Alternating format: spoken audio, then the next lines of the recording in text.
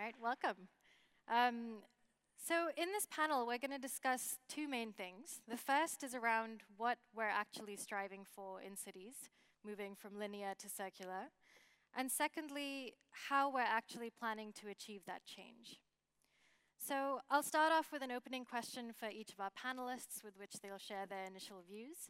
And then we're going to lead into a short, sharp discussion. I'll start with Antoinette.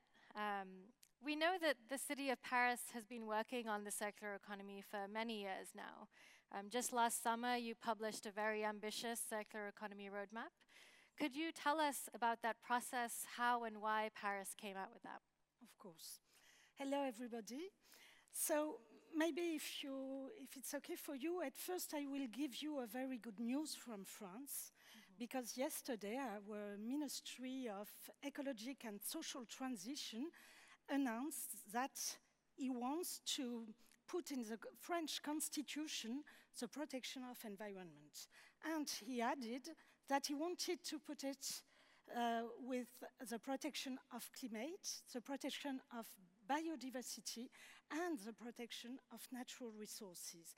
And it's really important because we have to realize in these environmental issues which one we want to deal with. And it's not the same by making a circular economy policy or making a climate plan. So I'm really, really happy that our constitution in France will integrate this, this new issue. So that was the first point. Fantastic. Thank you. Oh. It must be voted by the French Assembly, but I think that will be okay. The second point, and I hope that my English is good enough because I'm really faithful to the French tradition of being very bad in foreign languages, as you have seen with the other panel. So if you don't understand, I'm sorry. You have all noticed the French accent of each French people who has been here, so don't make as if it was not real. So, and I am one of them, so I hope you will understand me as well. So, to answer your question, we started in Paris our circular economy policy in 2014 when Anne Hidalgo has been elected as the mayor of Paris.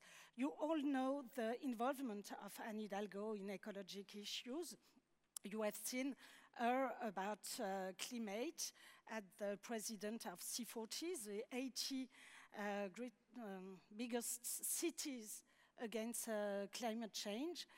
And we decided after this election that we will have a delegation for circular economy. It was the first one in France and maybe in Europe, so we had no model and no example to know how to lead this policy. So we decided to trust the collective intelligence and to ask to all the Parisian actors, economic actors, public actors as well, to come, citizens as well, to come and to write with her this new policy. So we worked for 1 year with 250 people to write our policy.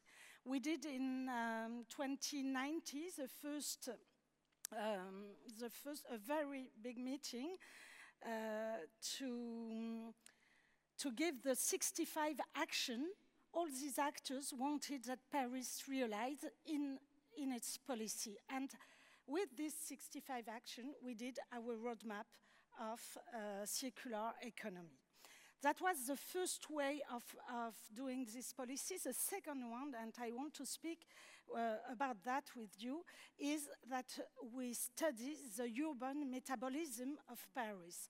And it's really important because when you, for example, you want to have a climate plan, you know what is the indicators, you just study what is the carbon footprint of your territory, of your business, of your product, and then you know how to act.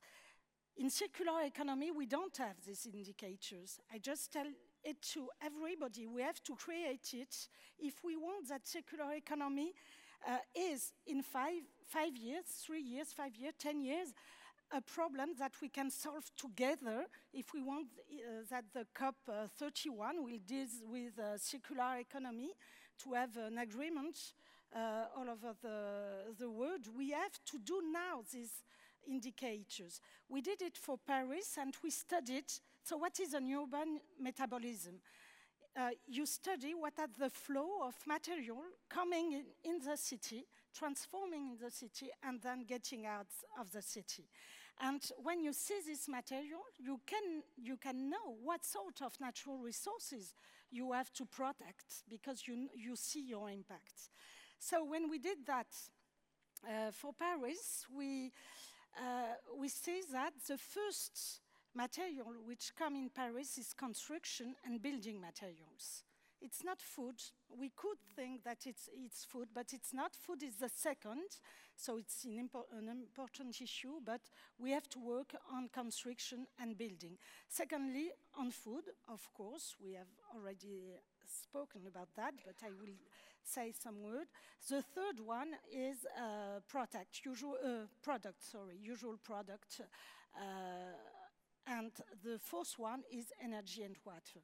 So with this, we see how it's transformed and consumed in Paris and what it gets out of Paris. Pollution, of course, greenhouse gases, and of course, waste as well, and new product in order to be sold. So that's the urban metabolism. With that, and with the 200 actors who has written the 65 action, we have defined our policy. So we have had the first roadmap, and I would like to just to show you with some example. Don't worry, I won't be too long. We work on construction to show that it's possible to make construction of new building or of renovation of building only with reused material. And we did that. We managed it with 95% of reused material. So it's possible. Of course, we worked on food waste, bio-waste collect, and compost in order to improve the yield and this practice. We worked on supporting the economic actors, of course, they all ask that. So now we have an incubator of circular economy in Paris, and we can do what you were mentioning today, this open innovation between us, big companies, and this startup in order to make them become strong, and because we need them to do this public policy. Yeah. I have quite finished just to say that consumption is also a very, very big, very important items, but I don't have any time to develop it. We'll definitely come back to everything that you said, don't worry, including the work that's going on at the national level, the great collaborative approach you have, so it's fantastic. I'll go to Tomas next. So, Tomas, you're an urbanist and one of the driving forces behind the Fablab movement. Your focus has turned to establishing these Fab Cities, which you describe as the goal of cities producing everything they consume. Can you just tell us more about what that vision is? Yeah, well, maybe I start just very, very briefly saying like a little bit of my background. I've been living in Barcelona for 12 years, but I am actually from Venezuela. Venezuela is a country that exports one product mostly, that's oil related oil products. That's more than 90% of the exports, and it imports more than 70% of that what it consumes. The moment of the oil price goes down, the country is in trouble because it cannot satisfy the demands locally. Take that to cities, and it's true what Antoinette was saying. We don't know what cities consume, where the products come from, where the energy comes from. It's very little information that we have from it. So we're trying to understand that. But on the other hand, and also connected with my story, and it's funny that I am here in this panel of policy making. I'm not a policy maker. A couple of years ago, I was fighting with 3D printers and laser cutters in a fab lab, trying to make it work on a weekend. and now I'm talking about policy. It's kind of strange for me. But on the other hand, I have been working with Professor Neil Gershenfeld from the Center for Bits and Atoms at MIT and a global network of actors on enabling the establishment of digital fabrication laboratories, places where you can make almost anything. So when we opened Fablab Barcelona in 2007, there were 10 Fab Labs in the world. In one of these labs, you will find 3D printers, laser cutters, machines, and combined processes that allow you to make anything, from a small circuit device to an entire house. Around 10 years later, we have 1,300 Fab Labs in the world. So they are placed almost in every corner, in every city in the world. So we believe that there can be Trojan horses to enable this transition towards a more open and bottom-up circular economy, not always driven from the traditional innovators and the traditional actors, but actually coming from civic society and from a more informal framework, I would say. Great. So I think in both of your introductions, you talked about, it seems like we're quite aligned on the kind of city that we want to create. You both talked about the approach of bottom up, top down, the 250 actors that Paris brought in as well. Tomas, can you help us unpick a little bit of that dynamic of top down, bottom up? How does that work? What do you think about it? So I'll tell you a little bit of a story. In 2014, we organized the 10th Fablab Conference. It's an event where the Fablab community gathers around the world. It was organized in Barcelona. And we had like 1,000 members of the Fablab community in the city, and we had a strong support from the local city government. At the end of that conference, we made something that it was almost like a joke, which we made the mayor of Barcelona to press a button. In that button, we start a countdown of a clock of 40 years. So we say in 40 years, cities should produce everything they consume. So by 2054, we should have this goal for at least Barcelona. What happened is we had another 17 cities in the couple of years after joining saying, hey, we want to be part of that club that is actually working on a transition towards a more locally productive economy while it's globally connected. So now, together with Antoinette, Mayor Anne Hidalgo, Commissioner Carlos Moedas, we are organizing the Fab City Summit in Paris, which is a huge event that is celebrating this idea of not only working on this transition from the policy level or with companies, but actually empowering the innovation ecosystems in cities that are around Fab Labs, maker spaces, and other forms of informal innovation that then can actually produce new knowledge. You can see the example of Bitcoin and the blockchain technologies is beautiful. Mariana was talking about like the government or public-driven innovation, but actually, the blockchain technologies came from an anonymous, let's say, author or founder. There is not this conception of this very top-down approach, but actually coming from an open process. So we believe that this could happen in other levels. It could happen in hardware, in energy, in food, and in other things that can transform cities. Great. Antoinette, in the process of developing the roadmap, what do you think was the role of citizens, or how did you actually get them involved as part of the development of that? I think that citizens really understand the issue of environment and of the transition we have to do that, and they want to be involved in the policies. We did different, we included them by different ways. The first way I explained it to you, and we have another way to include citizens is just to let them have one budget, which is a participative budget. It's 5% in Paris of our budget of investment. It's 500 million a year that we say to Parisians, that's your budget, and just tell us how you want to spend it. And we do the operation of spending it. So we do of realizing the project, they decide. And I'm happy to see that in project that Parisians decide with this participative budget, it's first project of solidarity and project of environmental project. And we find always each year circular economy project. The first year was food waste. The second year was reuse goods. And so on. So they are really involved, and if they decide, they choose circular economy. Fantastic. It's great to hear of the city really engaging the citizens. So we all love cities, of course, but we've also just heard how effective national strategies can be and how important that is from China in particular.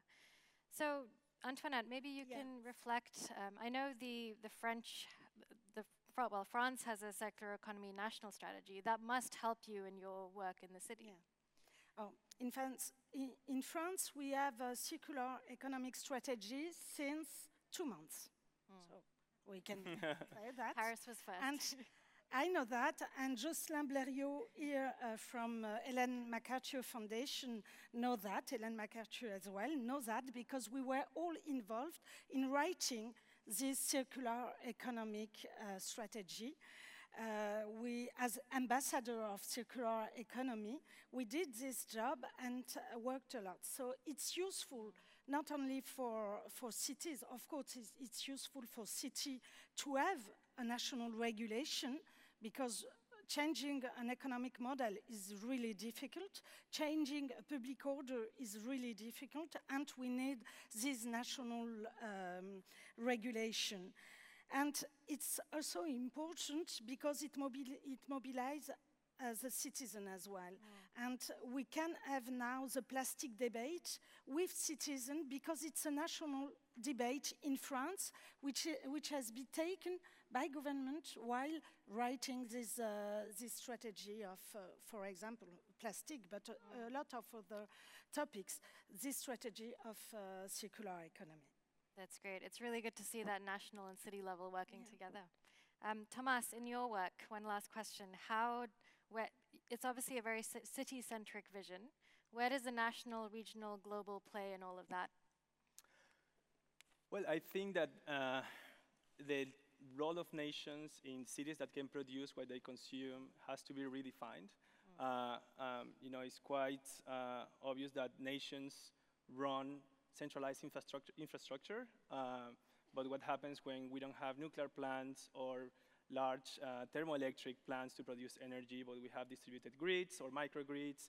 What happens when we are not having like a large extensions of land growing food, but actually we can grow it inside buildings, basically probably in the offices of the banks that shut down their activities because the financial system collapsed. So when you start to see these kind of things happening, you start to, what we're talking about is like a redefinition of the power structure, and also the redefinition of the distribution of power. Even with cities, when you have empowered citizens as well, cities will have to accept also that it's not them gaining power against the national government, but it's also them distributing the power together with citizens. And I know that I have to finish, and therefore I think that it needs to be understood. It's hard to say what is going to happen, but I'm sure that things are going to change significantly. Absolutely, and I think that's a great note to end on. Thank you so much to our panelists, and looking forward to exploring this power dynamic.